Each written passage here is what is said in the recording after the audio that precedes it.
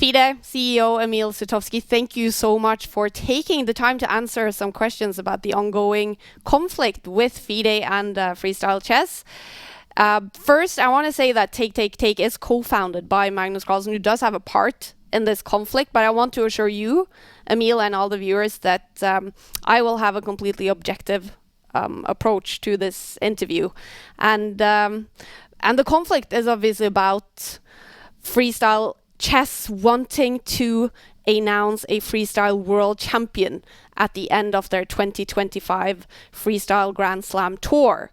Now, let's jump into the latest developments, Emil. Today is February 4th, and yesterday in an open letter from Freestyle and Jan-Henrik Buttner, it said, "To ensure no player is forced into a difficult position, we have decided to postpone the decision to award the title of world champion to the winner of the Freestyle Chess Grand Slam Tour for an additional 10 months.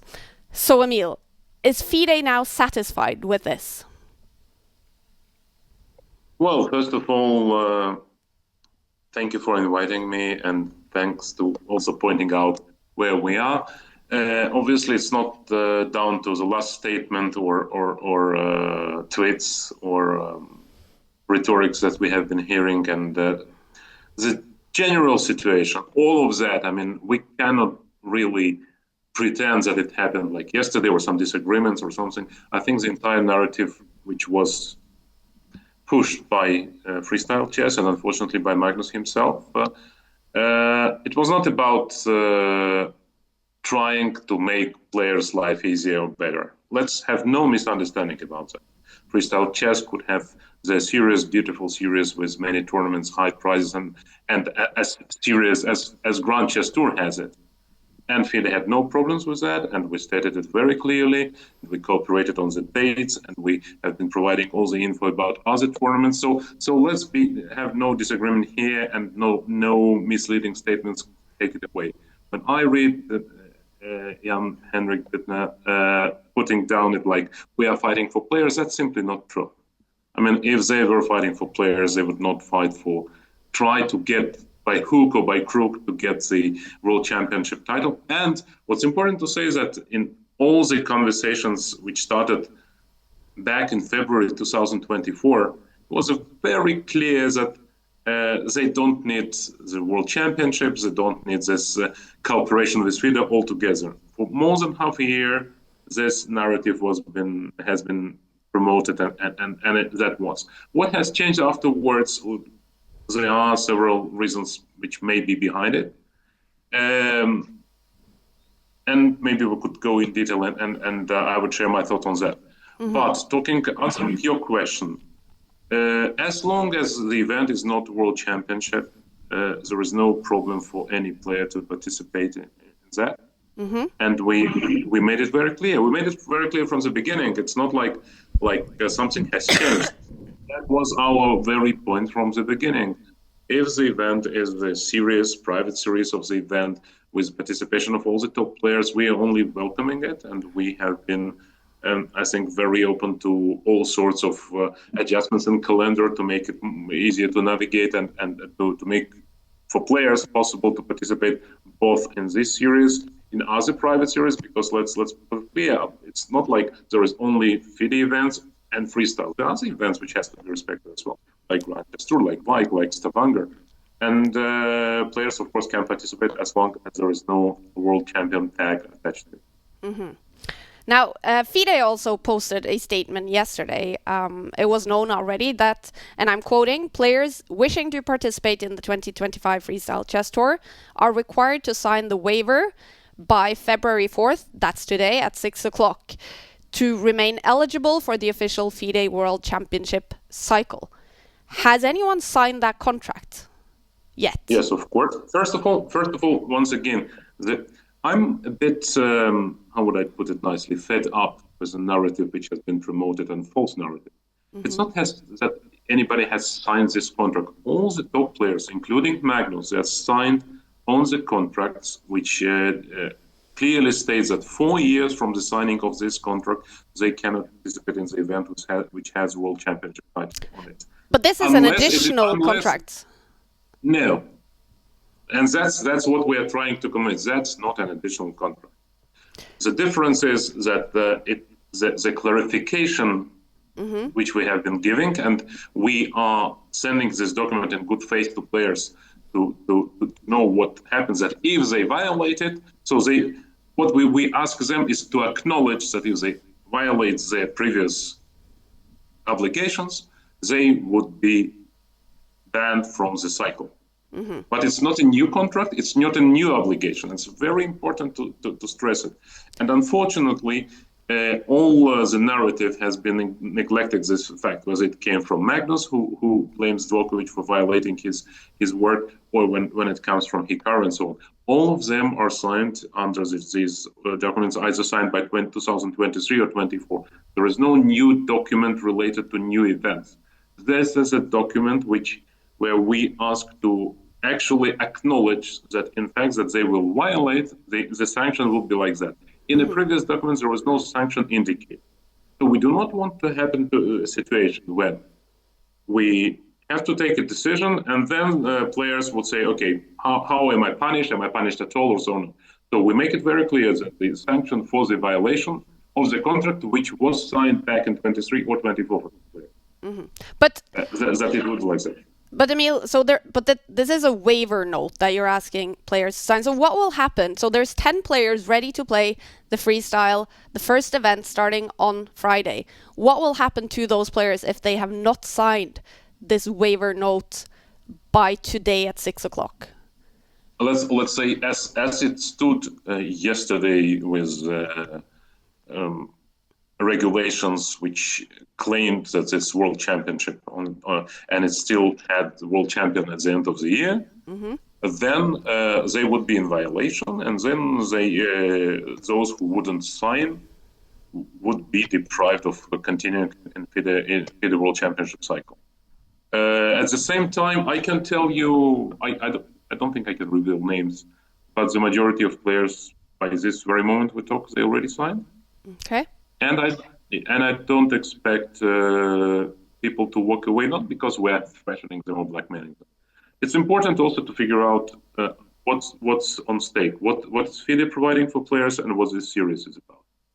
So FIDE has been doing it and will be doing and is doing it, a World Championship cycle, which includes all the events from World Championship match and down, or if you start down to upside, so the candidates, World Cup, Grand Space, and all these events are part of the cycle. All the players are participating in it. All the players have existing obligations in participation. In making the narratives that they have to choose, it's basically the narrative which was pushed by Freestyle, because they knew what the situation is. They also knew that this obligation stands in players' contracts, which were signed in 23 or 24. So I'm asking here, what's exactly the point for pushing the World Championship, the thing to be World Championship, unless you cooperate with FIDE and unless FIDE agrees? Because it's important to understand, it's not like two private entities, one of which having this title and the second one is trying to say. It doesn't work like that. FIDE is overviewing chess in general, chess life society programs in all the countries, National Federation, Continental, and so on. So it works like as a whole big together. These events, they basically constitute the income which then redistributed to all these programs and projects and tournaments and grassroots programs and so on. And that's how it works. FIDE is non-for-profit, and here you have private organization. So it's very difficult to compare these two and say why we can't have alternative one like it. But I get this point that you're making, Emil, about making sure that there's no inflation in World Championship titles, that there really is just incredibly prestigious to be a world chess champion in any kind of genre. And in 2023, so FIDE called for bids for a 2024 Fischer Random Championship. Fischer Random Freestyle Chess is the same. But however, the event never happened. So the last time we had a FIDE Fischer Random World Championship was in 2022. So why can't Freestyle be the ones to arrange and host a freestyle / Fisher Random World Championship? Why can't they do it on behalf of FIDE? They obviously can. What's more, as Jan Bittner leaked, I have been basically suggesting that they do it, but they do it under FIDE umbrella, because it's an event which FIDE organized, which FIDE overviews, and it cannot be that FIDE just looks at it and says, "Oh, okay, guys, you organize it. It's very nice." As long as it's FIDE championship, of course they can have all the hosting rights, as all our partners have. Imagine like Singapore coming up with Google like they did and say, "Look, we don't do it as a FIDE. We do it because it will be just Google World Championship, and we don't care." It doesn't work like that. Of course, we were open to this partnership. Of course, we would be happy to organize it this way. But the point is different. And here I want to be no misunderstanding. What we are seeing here is not an attempt of cooperation which FIDE somehow refused or asked some huge amount. Actually, at least in the last weeks, what have been discussed, FIDE waived any fee, but it was for recognition that it is an event that should be hosted under FIDE umbrella only. The difference is here.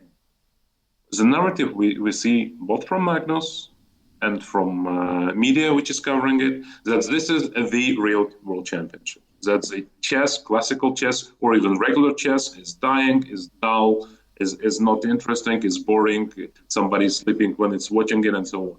And this whole narrative that here we come with some new project which basically aims at not coexistence, but actually at moving aside what's happening with chess otherwise, which was unacceptable to us. And we also put it down very clearly that this attack on regular chess is simply unacceptable. And it's a narrative which is ever repeating, whether it's interviews, whether it's reports by friendly media, or it's Magnus' article in Economist a couple of days ago. We could see it very clearly. So there is a big problem with that, and I would say we have seen similar attempts to disrupt chess community in past, in 90s, for example, more than once, in 1993 with PCA, and then with Brain Games in 99. And what happened, it was like that. The championships that were organized were successful in a very short span for 1 year or 2 years, but then it brought to a total chaos. It brought to a situation when FIDE and other parties would face a difficulty in raising money altogether, not for these 2 years, but for even in a midterm perspective. Because once you have such a chaos in the chess world, once you don't understand what is a real world championship, once you don't know who is actually the body who is regulating all that, it's very difficult to work with hosting cities, with companies, sponsoring companies, with broadcasting companies, because there is no clarity what exactly is world championship. And we will definitely not allow it to happen this time.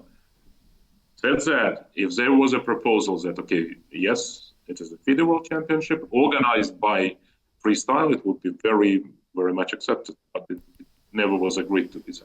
Okay. Well, and then according to Jan-Henrik Bittner, and I don't think this has been refuted by FIDE, Freestyle offered $100,000 annually, and he writes, as a goodwill to use World Championship title. FIDE then demanded $500,000. So why would it be okay for $500,000 and not $100,000 if this is not about money? Very fair point. Very fair point. It's not only about money, but the money was one part of it, but it never was like, just give us the money and we will be aside and you will do whatever you want. It never was like that. I mean, still FIDE had to be the FIDE event. It's just the misinformation that it was like you could just buy it and have it, because otherwise anyone could just put some money and have it their world championship. It doesn't work like that. The last conversation, which was actually already, because 500,000, it was a number which was mentioned. I think last time it was mentioned, maybe it was September, October. Many things changed since then. and it was not the decision finally was not about the money, and the last discussion, which was actually foresaw the necessity to have a qualification, a major qualification tournament to have, because what's it is now, it's basically a series where only elite players are participating, and World Championship should not be like that. There should be a fair qualification process. Players cannot be handpicked. We can also talk about Magnus being both an owner of a tour and deciding what would be the format and how exactly he picks a player to participate. I mean, if you talk about the standards of integrity, let's start talking about standards of integrity. But I'm talking now about the part of money and recognition. The last conversation was about having some sort of a serious qualifier where it could be that many players, top players as well, could fight for qualification, and that would be funded by Freestyle. But we still demanded that it would be, the whole thing would be still under the FIDE aegis. And important things that the number which Mr. Bittner shares, or leaks, if you wish, 300,000. It is simply insufficient to stage any sort of serious qualifier. We are running World Rapid and Blitz every year, and the budget of it, okay, this year it was just incredible budget, because New York is very expensive, as you know. But anyways, the budget, a part of the prizes, only the hosting budget for having a good venue, for having a proper broadcast, for having media coverage, for having players coming in, for having prizes, is just incomparably higher. Let's say the typical budget for World Rapid and Blitz is around $2.5 million. Don't take New York. New York is much higher, but $2.5 million, of which only 1 million prizes and 1.5 is all the arrangement, because these are expensive. You cannot host anything reasonable with 300,000. I'm sorry. So the proposal was that FIDE would organize an event, would spend another $500,000 at least, in addition to 300, to create an event which would be a qualifier for freestyle event, which they even don't agree that it is a FIDE World Championship. That's important to understand. And one more thing which I want very much to make a clear point. I think all the discussions and disagreements are okay. But I think what is not okay, whether it comes from Magnus or it comes from Mr. Bittner, I think the violation of good faith in negotiations is disputable. But leaking information and leaking some sort of messages is very poor business practice, and I think it will fire back big time for Freestyle as a project.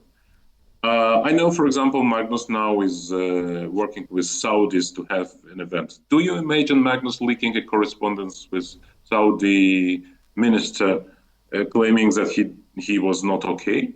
I think it's just a very poor practice, and I think it's sort of a red line crossed. There is definitely been some leakage of some messages. Also, Magnus has quoted some things that he has talked to FIDE President Arkady Dvorkovich about. And I'm wondering, after seeing all of these tweets and posts and everything that is out there right now, Emil, is the FIDE President, the FIDE Council, and the FIDE Management Board united? Absolutely. I think it's people do not realize that in this whole narrative, and it's not for nothing that they called Arkady to be, I don't know, they called good cop or whatever. Arkady was the one who was trying really to find any possible way for this thing to work. He worked so hard. He basically for the last few months was doing with that himself mostly, and he tried to make any possible way to accept requests to adjust and to try and see even this waiver for players. I for one don't think that we had to use it because it was a sort of a blackmail from Magnus. Let's be clear. The whole narrative came. I can't really think of any other sport like that. I mean, Djokovic wants to start his series, and he comes to Wimbledon and says, "Look, I will not participate in Wimbledon if you don't allow me to." I mean, how can you think about it? And it's almost unthinkable in other sports. So basically, when Arkady tried to make any possible way for the thing work, then there was disagreement inside the FIDE board and council. But now, with when we also saw what kind of reaction comes from Magnus, I think FIDE board.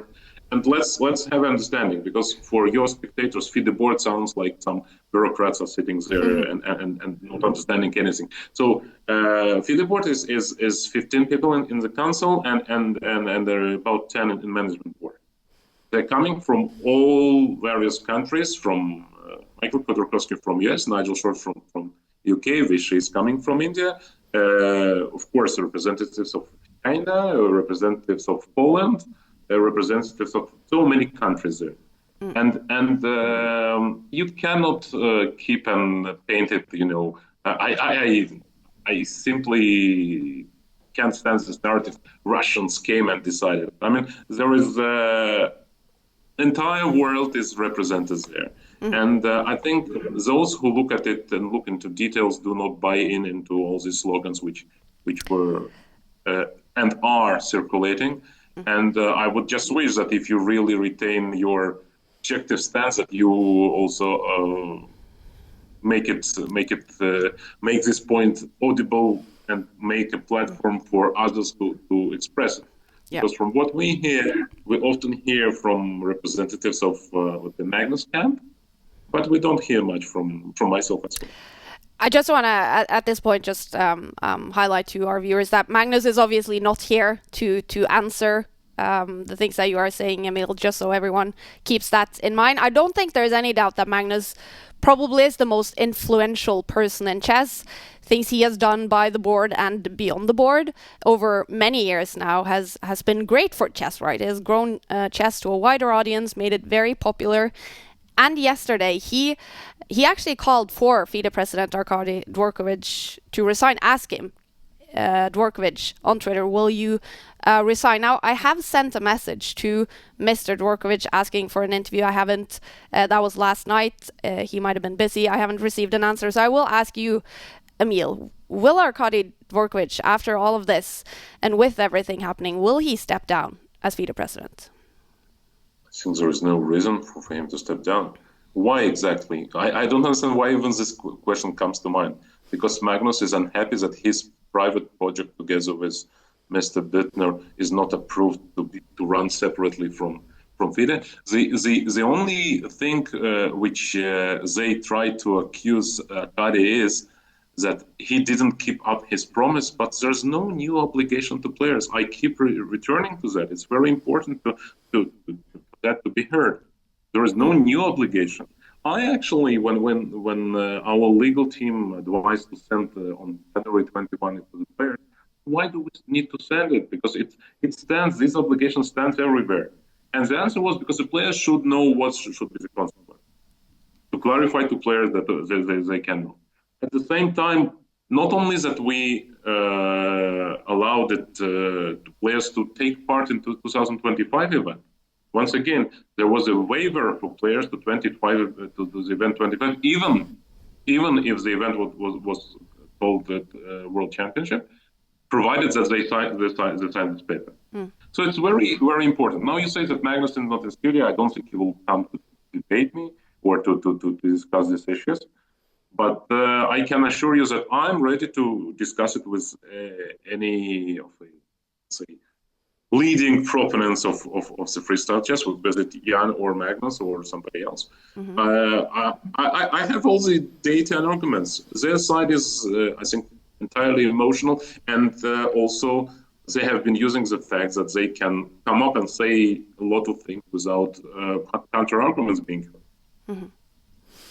Emil, on January 28th, you posted a tweet where you said you ended it with, "But if you want war, try us."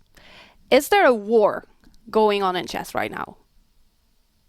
Well, that was once again that was a reply for Mr.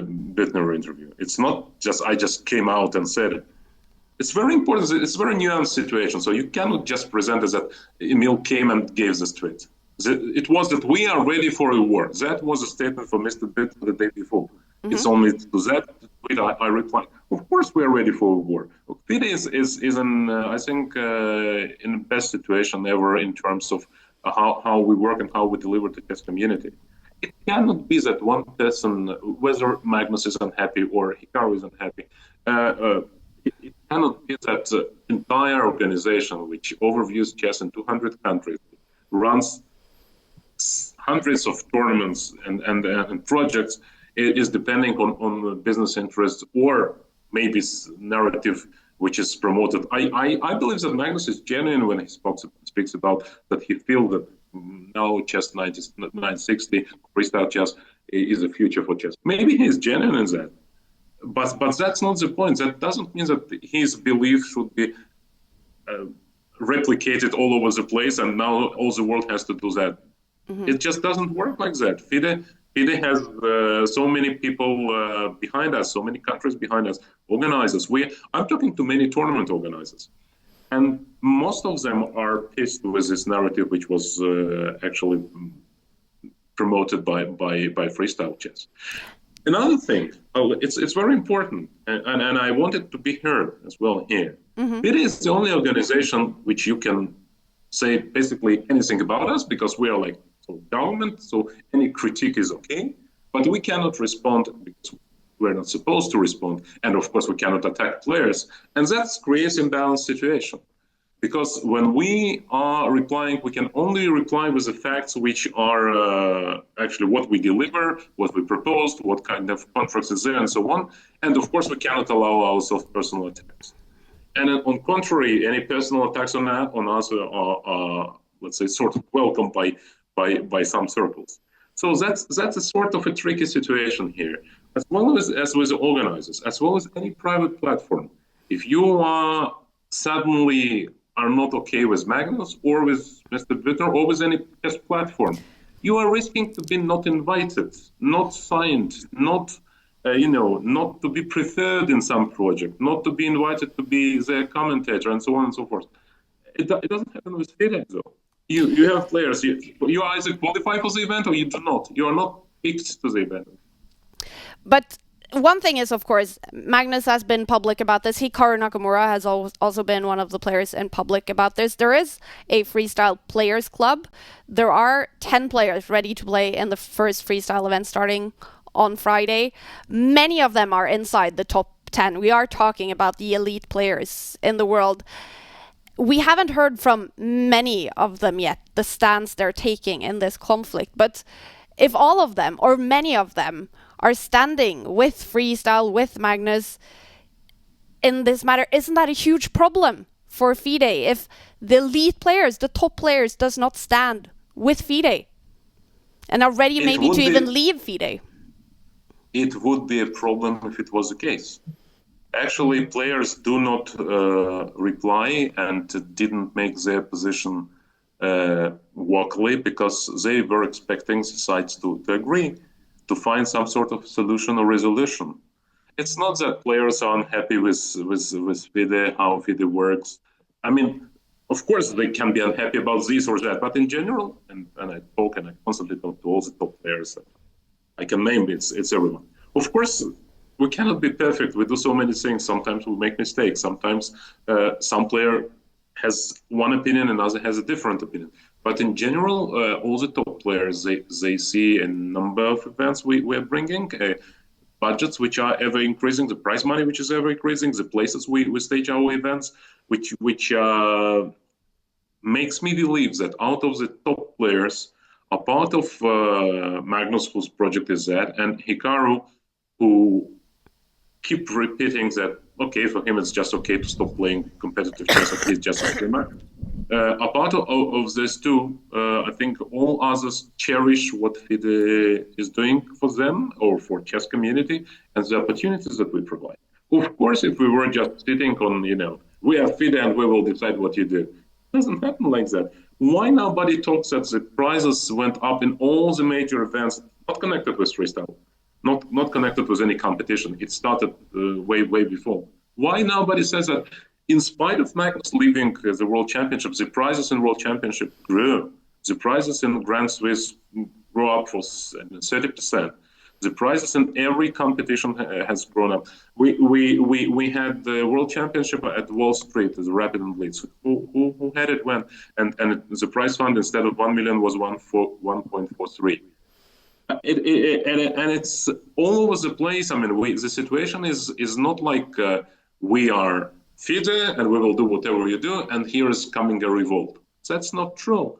The truth is that we not only managed to improve our calendar, we also introduce new events year after year.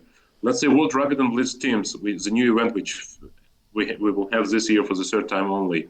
Now we'll announce to be staged in London, and once again the prize fund increases like 35% compared to last year or something like that. I mean, it's constant increase in all activities FIDE provides. And if you ask me whether we are not worried that players are unhappy with us, I would be very worried if players were unhappy with us. But I genuinely believe that apart of some points, of course, some are unhappy about how the FIDE circuit works. I'm also unhappy about some points in that. Or some are unhappy about this or that arrangement. That is fair. But I think in general, players know that FIDE is here and FIDE is to keep delivering. And we already proved, I mean, for over 6 years of our work, what we do. Mm-hmm. Any new company, private company, which comes into market being very optimistic, knowing that the market is huge, chess, and now they'll find a way how to make money of it, they will quit the market if something goes wrong. FIDE will not. FIDE has its obligation. FIDE fulfills it. Finally, Emil, we've been talking for a long time. You have asked that we publish this interview unedited on our YouTube, and that tells me that there is a lot of distrust in the chess community right now. Why is it important for you that we publish unedited? Well, I think people should listen not to some excerpts or some phrases which could be taken out of context. Or something that is not fully reflective of my thoughts or FIDE's position and so on. It's very important. I think one of the reasons why Magnus started this campaign, and I can call it a campaign, because it's actually a sort of a bubble which can be called, friends and partners. That in a way has a lot of impact. It's not only Magnus. Magnus is probably the greatest player in the history, or second greatest, doesn't matter. Is a huge player. But it's not only about that. I mean, it's about the whole, what surrounds all the private platforms, streamers, and all that makes the narrative easier to push. Then you start pushing narrative, okay, there's Russians, for example. And once again, don't ever call me Russian. I'm not a Russian. I've never been a Russian. I was born in Soviet Union, that's true, but I was born in Baku, the same street like Kasparov did. And I never was Russian. I do not want to be called a Russian because I'm not a Russian. Yet Russian is my native language and it's a very beautiful language. But that's the only connection you can put here. Yeah. Anyways, the whole narrative being used to use all sorts of ways to push that, okay, we are good guys and they're bad guys. And it's very important also to single out. The public would always believe initially to a superstar because, okay, he's a hero, he's a sportsman, and who are these guys? But if you look down, I mean, if you look very, very closely, what FIDE does, how FIDE communicates, how we talk to both to players, to top players, but also to a whole range of chess, let's say, demographics, because it's various. It's very important. I want to single it out. You are a Norwegian. You as a Norwegian should appreciate the fact what FIDE does for women chess and and who does anything comparable to that. Do you, as a take cover anything of what we have done for women chess in recent months, years, or so? I don't think you ever did. Well, Take is a new company, and we are 100% supportive of everything done for 3 months. For FIDE. And well, if I'm going to support the Take position here just briefly, we are a new company. We do definitely support that, but it is FIDE's job. That is FIDE's job, right? Exactly, to promote women chess. Exactly. That's why it's very important that FIDE exists and governs the entire chess community. Because the money which we get from top events for selling the rights, for hosting agreements and so on, we reinvested here.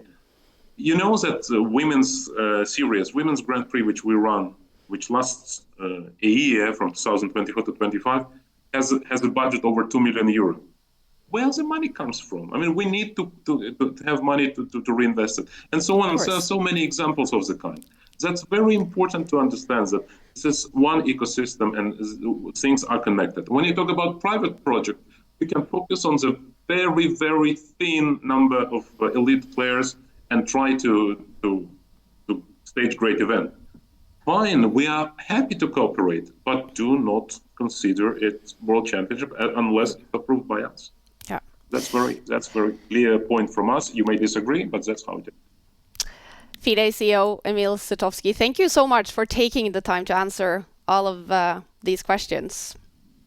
Thank you, Kaya. Thank you so much. So that was the FIDE side of the story. Definitely last word is not said in this conflict. But this was FIDE side of the story. And then we know there is another side to the story with Freestyle, with Magnus Carlsen. And we'll hear more about the story. But thank you again to Emil Sutovsky for bringing us the FIDE side of the story.